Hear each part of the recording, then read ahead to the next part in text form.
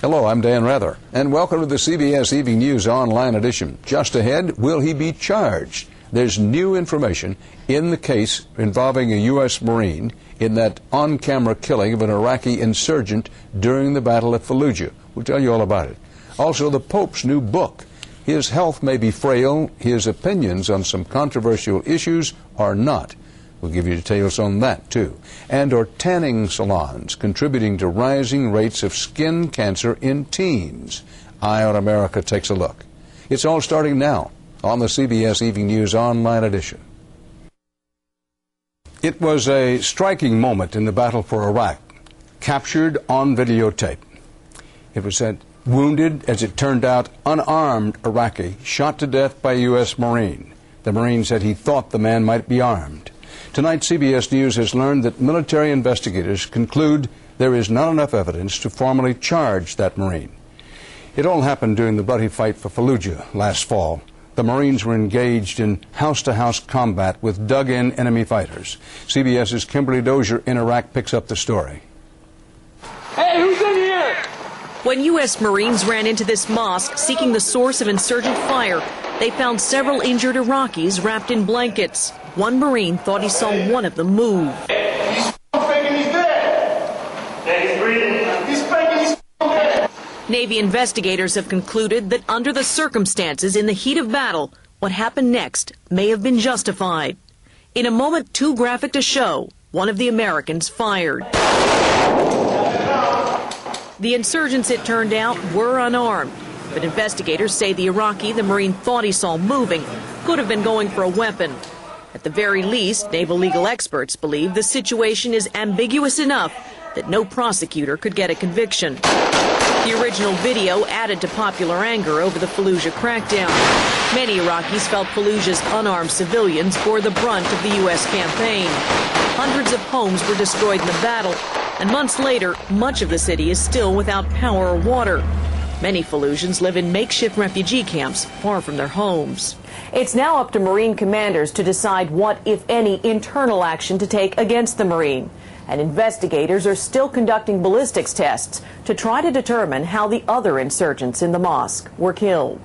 Kimberly Dozier, CBS News, Baghdad. Pope John Paul made his regular Wednesday appearance today, but not in person. He did it on a video hookup, wheezing a bit as he spoke. And the Pope's latest book went on sale today. CBS's Richard Roth reports from the Vatican.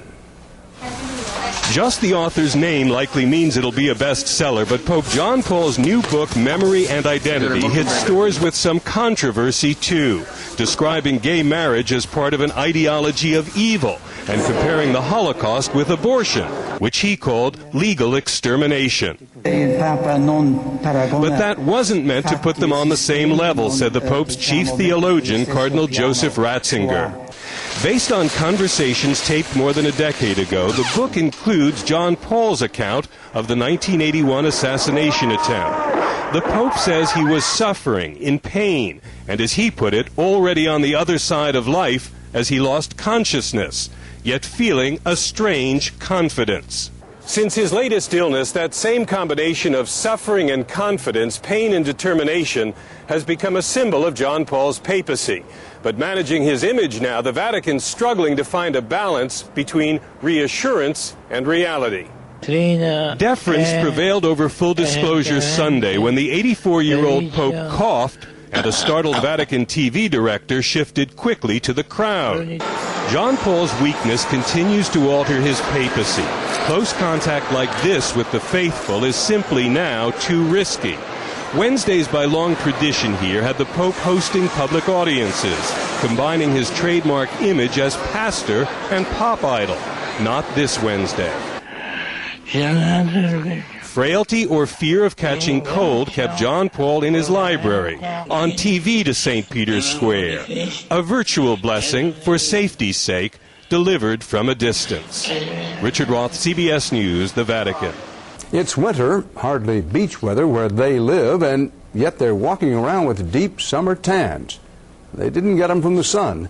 They got them from a salon. Mika Brzezinski reports on a potentially dangerous fad. Teenagers hooked on tanning. In tonight's Eye on America. I just watch my skin change colors. One look at 15-year-old Caroline. Honey, what is that? My tan tattoo. One check of her calendar. I went Saturday. I tanned and sprayed. You tanned every day last week. And it's clear Caroline was born to bronze. I'm thinking you might be a little orange. I'll just go tanning on top of it and make it look darker than orange.